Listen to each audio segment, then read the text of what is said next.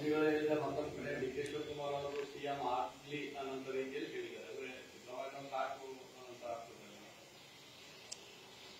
ಈಗ gate pass ನಾನು ಮೊನ್ನೆನೇ ಹೇಳಿದ್ದೀನಿ, ಫ್ಲೈಟ್ಗೆ ಹತ್ತಕ್ಕೆ ಮುಂಚೆ ಬೋರ್ಡಿಂಗ್ ಪಾಸ್ ಆಗಬೇಕು.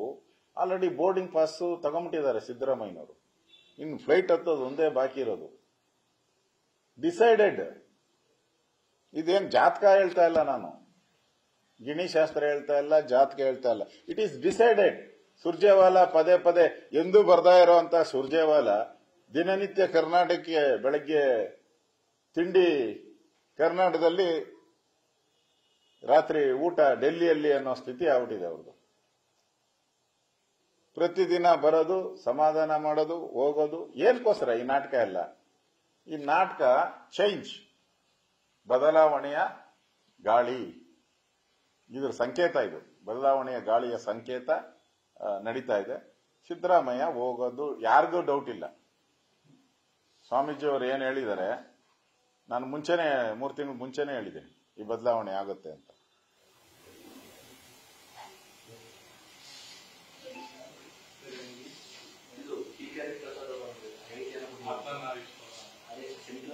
ರಾಷ್ಟ್ರೀಯ ಅದರೊಂದಾಗಿ ಅರ್ಧನಾರೀಶ್ವರರು ಹುಡುಕ್ಬೋದು, ಒಳ್ಳೆಯದಾಗುತ್ತೆ. ಮಹಿಳೆಯರನ್ನು ಈ ಬಾರಿ ರಾಷ್ಟ್ರೀಯ ಅಧ್ಯಕ್ಷರು ಮಾಡಬೇಕು ಅಂತ ಚಿಂತನೆಯಲ್ಲಿ ರಾಷ್ಟ್ರೀಯ ಬಿಜೆಪಿ. ಪುರುಷರು ಬೇಡ, ಮಹಿಳೆಯರು ಬೇಡ, ಅಧ್ಯಕ್ಷರು ಮಾಡಲಿ ಅಂದ್ರೆ ಆ ಜನಾಂಗಕ್ಕೆ ಅವಮಾನ ಮಾಡ್ತಾ ಇದ್ದಾರೆ. ಹರಿಪ್ರಸಾದ್ ಅವರು ಆ ಜನಾಂಗಕ್ಕೆ, ಯಾರು ಸಮಾಜದಲ್ಲಿ ತುಳಿತಕ್ಕೆ ಒಳಗಾಗಿದ್ದಾರೆ ಆ ಜನಾಂಗಕ್ಕೆ ಅವಮಾನ ಮಾಡಿದ್ದಾರೆ. ಅದು ಒಂದು ವರ್ಗ. ಅದಕ್ಕೂ ಸರ್ಕಾರ ಸವಲತ್ತುಗಳನ್ನು ಕೊಡ್ತಾ ಇದೆ, ಸರ್ಕಾರ ಸಹಾಯ ಮಾಡ್ತಾ ಇದ್ದಾರೆ. ಅವರು ಸ್ವಂತ ಕಾಲ ಮೇಲೆ ನಿಲ್ಬೇಕು ಅಂತ ಹಲವಾರು ಯೋಜನೆಗಳನ್ನ ತಂದಿದ್ದಾರೆ, ಪೆನ್ಷನ್ಸ್ ಕೊಡ್ತಾ ಇದ್ದಾರೆ ಅವ್ರಿಗೆ ಅವಮಾನ ಮಾಡ್ತಾ ಇದ್ದೀರಾ ನೀವು. ಒಂದು. ಎರಡನೇದು, ಬಿಜೆಪಿಯಲ್ಲಿ ಆ ತರದ ವಂಶ ಪರಂಪರೆಯಾಗಿ ರಾಷ್ಟ್ರೀಯ ಅಧ್ಯಕ್ಷರನ್ನ ಘೋಷಣೆ ಮಾಡೋ ಪದ್ಧತಿ ಇಲ್ಲ ನಮ್ಮಲ್ಲಿ. ಇಂದಿರಾ ಗಾಂಧಿ ಕುಟುಂಬನೇ ಬರಬೇಕು ಡೆಲ್ಲಿಯಲ್ಲಿ ಅನ್ನೋ ಭಾವನೆ ನಮ್ಮಲ್ಲಿಲ್ಲ. ನಮ್ಮಲ್ಲಿ ಸಾಮಾನ್ಯ ಕಾರ್ಯಕರ್ತನೂ ಕೂಡ ರಾಷ್ಟ್ರೀಯ ಅಧ್ಯಕ್ಷರಾಗ್ತಾರೆ. ರಾಷ್ಟ್ರೀಯ ಅಧ್ಯಕ್ಷರದ್ದು ಚುನಾವಣೆ ನಡಿಬೇಕು. ಕಾಂಗ್ರೆಸ್ ಪಾರ್ಟಿಯಲ್ಲಿ ಈ ಚುನಾವಣೆ ಅನ್ನೋದೇ ಅವರಿಗೆ ಗೊತ್ತೇ ಇಲ್ಲ. ಕಾಂಗ್ರೆಸ್ ಪಾರ್ಟಿಗೆ ಡೆಮಾಕ್ರಸಿಯಲ್ಲಿ ನಂಬಿಕೆ ಇಲ್ಲ. ಅವರಿಗೆ ವಂಶ ಪರಂಪರಾ ಆಡಳಿತದಲ್ಲಿ ನಂಬಿಕೆ ಇರುವಂತದ್ದು. ನಮ್ದು ಡೆಮಾಕ್ರಸಿ ಇರುವಂತ ಪಾರ್ಟಿ. ಎಲ್ಲ ರಾಜ್ಯಗಳದ್ದು ನಡೀತಾ ಇದೆ ಚುನಾವಣೆಗಳು. ಅದಕ್ಕೆ ಎಷ್ಟು ರಾಷ್ಟ್ರೀಯ ಅಧ್ಯಕ್ಷರ ಚುನಾವಣೆಗೆ ಎಷ್ಟು ರಾಜ್ಯಗಳ ಎಲೆಕ್ಷನ್ ಆಗಿರಬೇಕು ಅಂತ ಹೇಳಿ ನಮ್ಮ ಸಂವಿಧಾನದಲ್ಲಿದೆ. ಆ ಸಂವಿಧಾನ ಪ್ರಕಾರ ಅಷ್ಟು ರಾಜ್ಯಗಳಾದ ಮೇಲೆ ನಮ್ಮ ರಾಷ್ಟ್ರೀಯ ಅಧ್ಯಕ್ಷರು ಘೋಷಣೆ ಆಗುತ್ತೆ. ನಮ್ಮಲ್ಲಿ ಏನು ಮಹಿಳೆಯರು, ಹಿಂದುಳಿದವರು, ಮುಂದುವರೆದವರು ಆ ತರ ಹುಡುಕೋ ಪ್ರಶ್ನೆ ಇಲ್ಲ. ಲಕ್ಷಾಂತರ ಜನ ಕಾರ್ಯಕರ್ತರಿದ್ದಾರೆ. ನಮ್ಮ ಆಯ್ಕೆ ಏನು ಜಟಿಲ ಪ್ರಶ್ನೆನೇ ಇಲ್ಲ. ಆರಾಮ್ಸೆ ನಮ್ಮ ರಾಷ್ಟ್ರೀಯ ಅಧ್ಯಕ್ಷರ ಘೋಷಣೆ ಆರಾಮ್ಸೆ ಆಗುತ್ತೆ.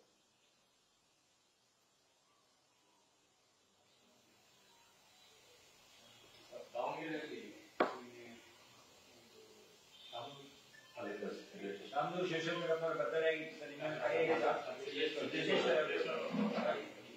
ನಿಮ್ದು ರಾವಣ ಇತ್ತ? ಪ್ರಹ್ಲಾದ್ ಜೋಶಿ ಅವರಿಗೆ ಹೈಕಮಾಂಡ್ ಟಾಸ್ಕ್ ಕೊಟ್ಟಿದೆ, ಚುನಾವಣೆ ಮಾಡಿ. ಅವರು ಇವ್ರನ್ನು ಕರೆದಿದ್ರು, ದಾವಣಗೆರೆ ಎಲ್ಲರೂ ಟೀಮ್ ಕರೆದು ಮಾತಾಡಿದ್ದಾರೆ. ಎಲ್ಲೋ ಒಂದ್ ಕಡೆ ಆ ಪ್ರಯತ್ನ ವ್ಯರ್ಥ ಆಯ್ತಾ ಅಂತ. ಯಾಕಂದ್ರೆ ನಿನ್ನೆ ಬಹಿರಂಗವಾಗಿ ಸಿದ್ದೇಶ್ವರ ಅವರ ಜನ್ಮದಿನ ನೆಪದಲ್ಲಿ ಯಡಿಯೂರಪ್ಪನವರ ವಿರುದ್ಧ ಬಹಿರಂಗವಾಗಿ ಮಾತಾಡಿದ್ದಾರೆ. ಖುದ್ದು ಸಿದ್ದೇಶ್ವರ ಅವರು, ಲಿಂಬಾವಳಿ ಅವರು, ಕುಮಾರ್ ರೇಣುಕಾಚಾರ್ಯ ವಿರುದ್ಧ ಪ್ರತಾಪ್ ಬಹಿರಂಗ ಹೇಳಿಕೆ ಎಲ್ಲಿ ಬ್ರೇಕ್ ಹಾಕಿದ್ದಾರೆ? ನಾನು ಅದನ್ನ ಇನ್ನೂ ಹೇಳಿಕೆಯನ್ನ ನೋಡಿಲ್ಲ. ನಾನು ಹೇಳಿಕೆಯನ್ನ ನೋಡಿಲ್ಲ. ಬರ್ತ್ಡೇ ಮಾಡ್ಕೊಳೋದು ಬಿಡೋದು ಅವ್ರ ವೈಯಕ್ತಿಕ ವಿಚಾರ. ನಾನಂತೂ ಬರ್ತ್ಡೇ ಮಾಡೋ ಅಭ್ಯಾಸ ನನ್ಗಿಲ್ಲ. ಕಳೆದ 10-15 ವರ್ಷದಿಂದ 14 ವರ್ಷದಿಂದ ನಾನು ಬರ್ತ್ಡೇ ಮಾಡಲ್ಲ. ಯಾರ್ಯಾರು ಬರ್ತ್ಡೇ ಮಾಡೋದಕ್ಕೂ ನನ್ಗೆ ವಿರೋಧ ಇಲ್ಲ. ಯಾರು ಬೇಕಾದ್ರೂ ಬರ್ತ್ಡೇಗಳನ್ನು ಮಾಡ್ಕೊಬಹುದು. ಅದು ಅವರ ವೈಯಕ್ತಿಕ ವಿಚಾರ. ವೈಯಕ್ತಿಕವಾಗಿ ಅವರು ಯಾರ್ಯಾರನ್ನ ಕರೀತಾರೆ ಅವ್ರ ಬರ್ತ್ಡೇಗೆ ಗೊತ್ತಿಲ್ಲ. ನನ್ನಂತೂ ಕರೆದಿಲ್ಲ. ಅದರಿಂದ ನನ್ಗೆ ಗೊತ್ತಿಲ್ಲದೇ ಇರೋ ವಿಚಾರಕ್ಕೆ ನನ್ನ ರಿಯಾಕ್ಷನ್ ನೋ. ಧನ್ಯವಾದಗಳು.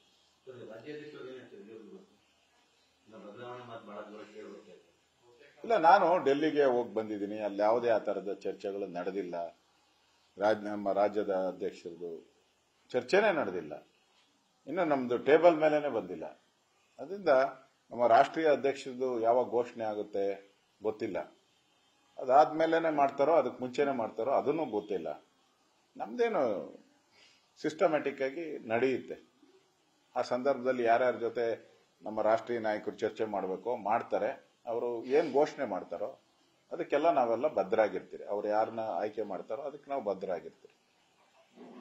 Thank you. ಧನ್ಯವಾದಗಳು. ನ್ಯೂಸ್ ಫಸ್ಟ್ ನಿರ್ಭೀತಿಯಿಂದ ನಿಮ್ಮ ಪರವಾಗಿ.